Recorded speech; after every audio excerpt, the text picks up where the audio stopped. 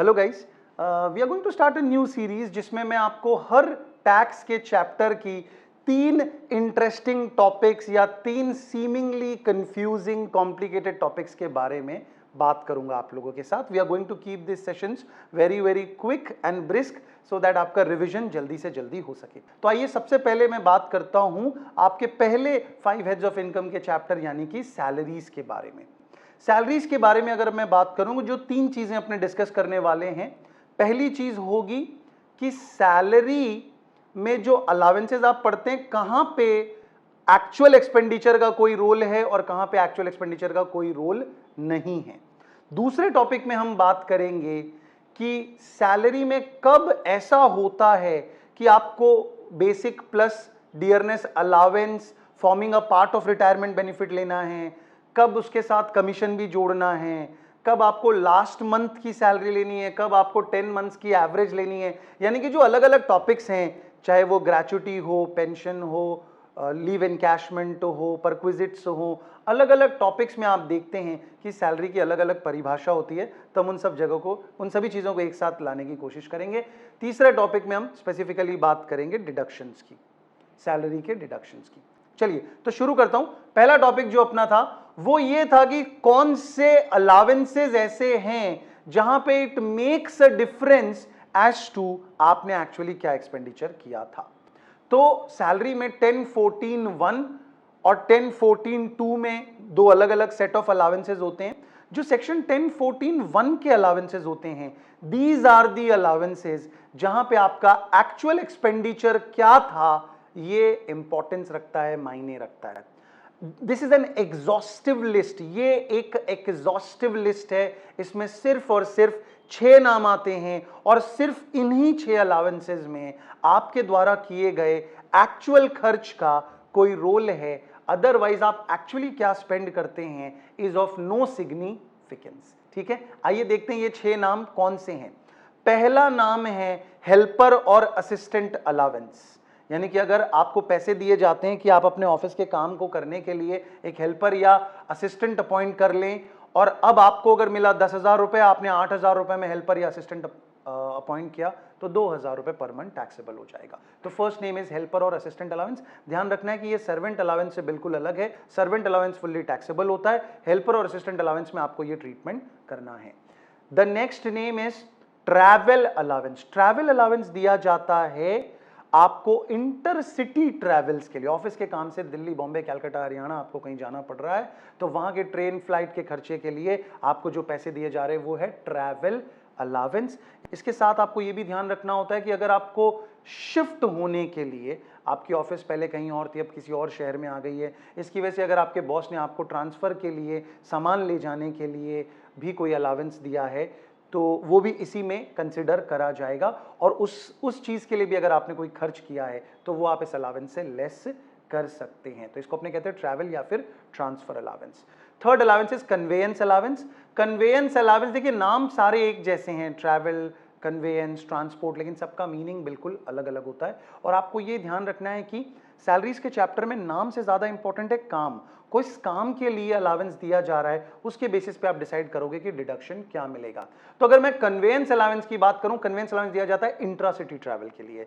शहर में इधर उधर आप जा रहे हैं किसी काम से, आपको कभी ऑटो रिक्शा पकड़ना पड़ रहा है, कभी कैब पकड़नी पड़ रही है, उन सब छोटे मोटे खर्चों के लिए आपको दिया जाता है कन्वेयंस अलावेंस। इस कन्वेयंस अलावेंस के केस में भी सेम ट्रीटमेंट, जितना पैसा दिया गया अगर उसमें से कुछ बच जाता है तो वो टैक्सेबल हो जाएगा। मूविंग नेक्स्ट, अगला आइटम जो इस लिस्ट में है उसका नाम है यूनिफॉर्म अलावेंस। जो वर्दी वाले लोग होते हैं हमारे, उनको अपनी वर्दी, क्योंकि उनकी वर्दी जो होती है वो सिर्फ उनकी नहीं बल्कि उनके महकमे की, उनके डिपार्टमेंट की, या फॉर दैट मैटर देश की भी शान होती है। तो उस यूनिफॉर्म को चकाचक साफ रखने के लिए उनको अगर अलाउंस दिया जाता है तो उसमें से अगर कुछ बच जाता है तो टैक्सेबल होगा, अदरवाइज वहां पे कुछ भी टैक्सेबल नहीं होगा। Now the next allowance that we have is a daily allowance। रोजमर्रा के ऑफिस के कामों पे लगने वाले खर्चे के लिए आपको डेली अलावेंस दिया जाता है। आप मार्केट विजिट करते, कभी फैक्स करना पड़ रहा है, कभी कोई छोटा मोटा कुरियर करवाना पड़ रहा है, कभी आपको पानी की बोतल खरीदनी पड़ रही है जब आप मार्केट विजिट पे गए हुए थे उस दौरान, तो इन छोटे मोटे खर्चों के बिल नहीं मिल सकते हैं और काफ़ी मुश्किल हो जाता है एक बंदे के लिए अपना रीइंबर्समेंट क्लेम करना, तो एम्प्लॉयर जो होता है वो आपको डेली अलावेंस दे देता है। तो आपको अगर डेली अलावेंस मिला 5,000 रुपये, उसमें से खर्च हो गया 4,000 रुपया, तो 1,000 टैक्सेबल हो जाएगा और बाकी पे आपको टैक्स भरने की ज़रूरत नहीं पड़ेगी। Last but not the least is professional development allowance या फिर academic research allowance. By default कुछ प्रोफेशन ऐसे होते हैं जहां पे आपको अप टू डेट रहना पड़ता है, आपको अपनी नॉलेज को बिल्कुल कटिंग एज रखना पड़ता है और समय समय पे जो नए डेवलपमेंट्स आए हैं आपकी फील्ड में, आपके प्रोफेशन में, आपको उनसे अवगत होना पड़ता है। तो वो आप किसी मैगजीन के माध्यम से, किसी जर्नल के माध्यम से, किसी मेंबरशिप के माध्यम से अगर आप ऐसा करते हैं, तो इस काम के लिए जो आपको पैसा दिया जाता है उसे हम कहते हैं प्रोफेशनल डेवलपमेंट अलावेंस या फिर एकेडमिक रिसर्च अलावेंस। यहाँ पे भी सेम वही ट्रीटमेंट होगा, जो मिला उसमें से जो बचा वो टैक्सेबल, अगर कुछ नहीं बचा तो कुछ भी टैक्सेबल नहीं। तो अगर आपको मान लीजिए 10,000 रुपये मिला प्रोफेशनल डेवलपमेंट अलावेंस के नाम पे, आपने खर्च कर दिया 12,000 रुपये, तो ऑब्वियसली आपके पास कुछ भी नहीं बचा, तो आपको कुछ भी टैक्स इस पे भरने की ज़रूरत नहीं है। तो मैं आपको बता दूं 6 नाम थे हमारे पास में। Help the TC in uniform to perform his daily professional work. Help the TC to perform, help the TC in uniform, help the TC in uniform to perform his professional work daily. Help से आ गया helper या assistant allowance, TC से आ गया travel और conveyance allowance, तो 3 नाम हो गए। यूनिफॉर्म से आ गया यूनिफॉर्म अलावेंस, डेली से आ गया डेली अलावेंस और प्रोफेशनल से आ गया professional development allowance. I hope आपको ये सदैव याद रहेगा कि इसके अलावा और कोई भी खर्चा हो, किसी भी नाम से आपको अलावेंस दिया गया हो और आपको अगर ये बोला जाए कि एम्प्लॉय का एक्चुअल एक्सपेंस इतने रुपए का था, तो आपको समझ जाना है कि उसका कोई मीनिंग नहीं है, it is not going to be of any use. तो आपको ट्रक ड्राइवर अलावेंस दिया जाता है या आपको एयर होस्टेस अलावेंस दिया जाता है, अंडरग्राउंड अलावेंस दिया जाता है, चिल्ड्रन एजुकेशन अलावेंस दिया जाता है, चिल्ड्रन हॉस्टल अलावेंस दिया जाता है, माउंटेन एरिया अलावेंस दिया जाता है। इन सभी सिचुएशन में आपका एक्चुअल एक्सपेंस कोई मायने नहीं रखता। Alright, moving two point number 2, salary के चैप्टर में मिलने वाले डिडक्शंस। बहुत ही हार्मलेस से दिखने वाले 3 डिडक्शन है, लेकिन कई बार आप इनमें से किसी एक को भूलने की वजह से अपने सम को देखेंगे कि गलत आंसर आ गया है। Number 1 is 16(1), obviously standard deduction of ₹50,000 rupees. एक सिंपल सा एग्जांपल देता हूं कि कैसे आप इसे शायद भूल सकते हैं और आपका आंसर गलत आ सकता है। लेट अस से आपको एक सम दिया जाता है कि किसी व्यक्ति को 30,000 रुपए पर मंथ का पेंशन मिल रहा है, किसी व्यक्ति को 30,000 रुपए पर मंथ का पेंशन मिल रहा है। तो हम देखते हैं कि हमें, जब हम पेंशन वर्ड सुनते हैं तो हम अनकम्यूटेड पेंशन के ट्रीटमेंट में चले जाते हैं कि भाई अनकम्यूटेड पेंशन तो फुल्ली टैक्सेबल होती है, 30,000 इंटू 12 3,60,000 रुपये आप कर देते हैं। अब अगर उस सम में और चीज़ें दी हुई थी, हाउस प्रॉपर्टी या IFOS का कोई इनकम दिया होता है, तो आप उसे सॉल्व करके आगे बढ़ने की कोशिश करते हैं। लेकिन बहुत ही आसान होता है आपके लिए ये भूल जाना कि शायद आपको उस पेंशन पे भी स्टैंडर्ड डिडक्शन मिलना चाहिए था 50,000 रुपए का, क्योंकि at the end of the day वो पेंशन टैक्सेबल तो सैलरी के हेड में ही हो रही है। तो हमेशा ध्यान रखिएगा, किसी भी व्यक्ति को जब सैलरी इनकम मिल रही है बिना किसी थ्रेशोल्ड लिमिट के, उसे 50,000 रुपए तक का स्टैंडर्ड डिडक्शन मिलता है under section 16(1). Moving to next deduction which is 16(2). 16(2) में मिलने वाली डिडक्शन जो है उसका नाम है एंटरटेनमेंट अलावेंस। एंटरटेनमेंट अलावेंस में आपको क्या याद रखना है कि ये डिडक्शन सिर्फ और सिर्फ एक गवर्नमेंट एम्प्लॉय को मिलती है। तो सबसे पहले तो काफी सारे लोग एलिमिनेट हो गए जो इसके लिए एलिजिबल ही नहीं है। तो सिर्फ और सिर्फ 16(2) में गवर्नमेंट एम्प्लॉयज ही इसके लिए एलिजिबल रहेंगे। अगर आपको एंटरटेनमेंट अलाउंस मिलता है तो आपको 2 ट्रीटमेंट करने हैं। सबसे पहले तो आप इसे फुल्ली टैक्सेबल दिखाएंगे। अलाउंस के सेक्शन में आप एंटरटेनमेंट अलाउंस को फुल्ली टैक्सेबल दिखाएंगे, चाहे वो गवर्नमेंट एम्प्लॉय हो चाहे फिर वो अदर एम्प्लॉयज हो। अब अगर वो गवर्नमेंट एम्प्लॉय है तो उसे 16(2) में इस पे डिडक्शन मिल जाएगा, जो अदर एम्प्लॉयज होता तो नहीं मिलता। ये डिडक्शन कैसा होगा? तो ये डिडक्शन हो जाएगा मिनिमम ऑफ द फॉलोइंग। 3 चीजें, उनमें से जो सबसे लोवेस्ट अमाउंट होगी, जो मिनिमम अमाउंट होगी, उसका आपको डिडक्शन मिल जाएगा। पहली चीज क्या है?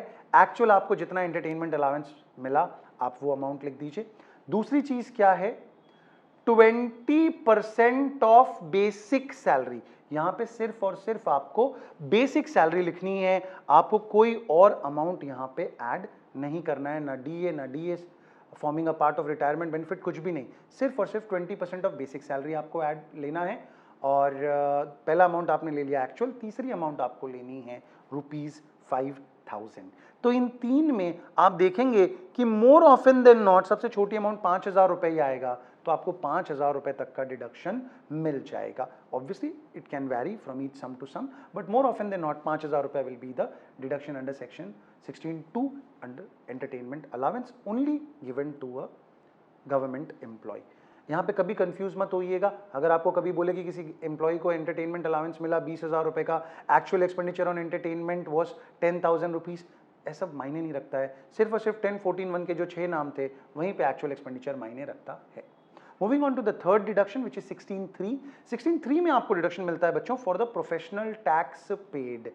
अब प्रोफेशनल टैक्स भले ही आपने पे किया हो तो भी आप डिडक्शन के लिए एलिजिबल है, अगर आपके एम्प्लॉयर ने आपके बिहाफ में प्रोफेशनल टैक्स पे किया है तो भी आप डिडक्शन के लिए एलिजिबल हैं। आई विल रिपीट, ध्यान रखिएगा, आप खुद ही पे करें ऐसा जरूरी नहीं है, आप पे करो तो भी डिडक्शन मिलेगा, आपके एम्प्लॉयर पे करेंगे तो भी डिडक्शन मिलेगा। अगर आप पे करते हैं तो सिर्फ एक ट्रीटमेंट होगा, 16(3) में जाके आप डायरेक्टली डिडक्शन ले लेंगे of the amount of professional tax that is being paid. अगर आपके एम्प्लॉयर ने आपके बिहाफ पे ये टैक्स पे किया है तो दो ट्रीटमेंट हो जाएंगे। पहले, क्योंकि एम्प्लॉयर ने आप पे एक एहसान किया, आपके बिहाफ पे एक टैक्स भरा, तो आप उसे पहले टैक्सेबल दिखाएंगे एज अ परक्विजिट, और दूसरा ट्रीटमेंट ये आएगा कि आप उसे 16(3) के डिडक्शंस में लेस कर देंगे। So these were the 3 deductions which you always have to keep in mind. Moving on to the third item, salary अलग अलग जगहों पे अलग अलग तरीके से डिफाइन किया हुआ रहता है, तो आइए हम एक ही जगह पे इसे समराइज करने की कोशिश करते हैं कि आपको कब सैलरी का मीनिंग क्या लेना है। तो सबसे पहले मैं अगर आपको इससे ब्रॉड तरीके में समझाऊं तो आपको याद रखना है कि जब आप ग्रेच्युटी सॉल्व करते हैं, पोगा वाला, पोगा यानी कि covered by payment of gratuity act, तो जो कवर्ड बाय पोगा वाली ग्रेच्युटी का सॉल्व होता है वहां पे आप सैलरी के नाम पे लेते हो basic plus DA last drawn, that's it. वहां पे कोई कमीशन नहीं आता और वहां पे ऐसा कोई क्लॉज भी नहीं है कि डीए वही वाला लेना है which is forming a part of retirement benefit, ऐसा कोई क्लॉज वहां पे नहीं आता है। तो आपको सीधा सीधा लेना है basic plus DA last drawn.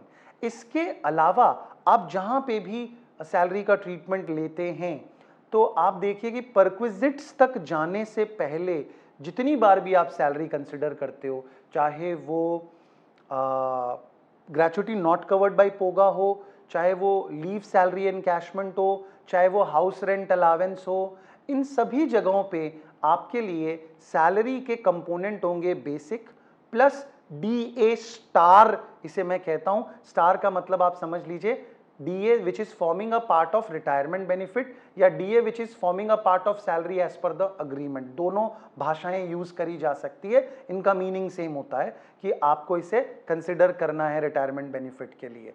तीसरा पॉइंट आ जाता है कमीशन। कमीशन भी आपको लेना है सिर्फ और सिर्फ वो वाला commission which is provided as a fixed percentage on turnover. Commission और भी कई तरीके के हो सकते हैं, as a percentage of profit हो सकता था, फिक्स कमीशन हो सकता था 5,000 रुपए पर मंथ जैसा, लेकिन मैं सिर्फ उसी कमीशन को कंसिडर करता हूं जो आपको मिल रहा है as a fix percentage of your turnover, कि भैया तू अगर 10 लाख रुपए का सामान बेचेगा कंपनी के लिए तो तेरे को 5% उसका कमीशन मिल जाएगा। ठीक है, तो आप सभी जगह पे यही वाली सैलरी के कंपोनेंट्स को रखते हैं। अब यहां पे फर्क सिर्फ ये होता है कि जब आप नो पोगा के लिए basic plus DA star plus commission star लेते हैं तो आपको ये ध्यान रखना होता है कि आप लेते हैं being average of last 10 months immediately preceding the month of retirement, immediately preceding the month of retirement. और जब आप लीव सैलरी एनकैशमेंट के लिए ये सेम तीनों कंपोनेंट को लेते हैं तब आप वहां पे लेते हैं basic plus DA star plus commission star being average of last 10 months immediately preceding the date of retirement. तो अगर 16 फरवरी को कोई रिटायर हुआ तो आप 15 फरवरी से 10 महीने पीछे जाइए, अपनी सैलरी को ऐड कीजिए और उसको डिवाइड बाय 10 करके आपको एवरेज सैलरी मिल जाएगी। जब आप एचआरए के लिए ये कंपोनेंट लेते हैं basic plus DA star plus commission star, तो आपको कोई एवरेज नहीं लेना होता है, ना ही आपको लास्ट ड्रॉन लेना होता है, आपको लेना होता है salary for the period for which the benefit is enjoyed. Salary for, अगर आपको 7 महीने एचआरए मिला तो आप 7 महीने के लिए लेंगे सैलरी, अगर आपको 12 महीने के लिए मिला तो आप 12 महीने के लिए लेंगे। कुछ बोला नहीं जाता है तो आप यही अज्यूम करते हो कि 12 महीने आपको एचआरए मिल रहा है तो आप 12 महीने का सैलरी ले लेते हैं। अगर ऐसा होता है कि एचआरए के सम में चेंजेस आए हैं कुछ की कंपोनेंट्स में, जैसे कि या तो रेंट की अमाउंट चेंज हो गई, या सैलरी की अमाउंट चेंज हो गई, या आपका शहर चेंज हो गया, या आपके एचआरए की अमाउंट चेंज हो गई, तो फिर आपको टुकड़ों में तोड़ के अलग अलग पीरियड के लिए अलग अलग तरीके से एचआरए को सॉल्व करना पड़ता है। फिर लास्ट में उन सबको जोड़ के आप बताते हो टोटल टैक्सेबल एचआरए क्या आएगा। इन सब के बाद परक्विजिट्स में जो सबसे प्रोमिनेंट जगह है वो है आरएफए, रेंट फ्री अकोमोडेशन या होटल फैसिलिटी वगैरह। वहां पे सबसे ब्रॉड डेफिनेशन होती है, सबसे एलैबोरेट डेफिनेशन होती है सैलरी की। वहां पे आप सैलरी के नाम पे लेते हो बेसिक प्लस डीए स्टार, यानी कि वो वाला DA which is forming a part of retirement benefit, plus commission plus bonus plus fees plus any allowance only the taxable portion. आप अगर कोई अलावेंस ले रहे हो, मान लीजिए चिल्ड्रन एजुकेशन अलावेंस है, आपको मिला 500 रुपया, और अगर उसमें से 200 रुपये एग्जेम्प्ट हो रहा है तो आप यहाँ पे सैलरी के पर्पज के लिए सिर्फ 300 रुपये कंसिडर करेंगे। तो all allowances only the taxable portion plus money received by what ever name called, किसी भी नाम से आपको पैसा दिया जा रहा हो, फीस के नाम से दिया जा रहा हो, बोनस के नाम से दिया जा रहा हो, किसी भी रेम्यूनरेशन आपको अगर दी जा रही है तो आप उसे यहाँ पे ऐड कर देंगे, except perquisites and retirement benefits. Perquisites के तौर पे यूजुअली आपको पैसा नहीं मिलता है, बेनिफिट मिलता है, फैसिलिटी मिलती है, तो उसको यहाँ पे जोड़ने की जरूरत नहीं है। और अगर आपको कोई रिटायरमेंट बेनिफिट का पैसा मिल रहा है सैलरी में, यानी कि पेंशन, ग्रेचुटी, ये सब पैसे मिल रहे हैं, उसे भी यहाँ पे जोड़ने की जरूरत नहीं है। तो आरएफए में सैलरी की डेफिनेशन क्या हो जाती है, बेसिक आप लेंगे प्लस डीए लेंगे, स्टार वाला सिर्फ, यानी कि DA forming a part of retirement benefit, commission, bonus, fees, allowances only the taxable portion, और परक्विजिट्स को आपको कंसिडर नहीं करना, रिटायरमेंट बेनिफिट्स को आपको कंसिडर नहीं करना है। So this where the 3 items जो आपको सैलरी के टॉपिक में अच्छे से ध्यान रखने चाहिए, जो आपको कई सारे सम सॉल्व करने के लिए काम आएंगे।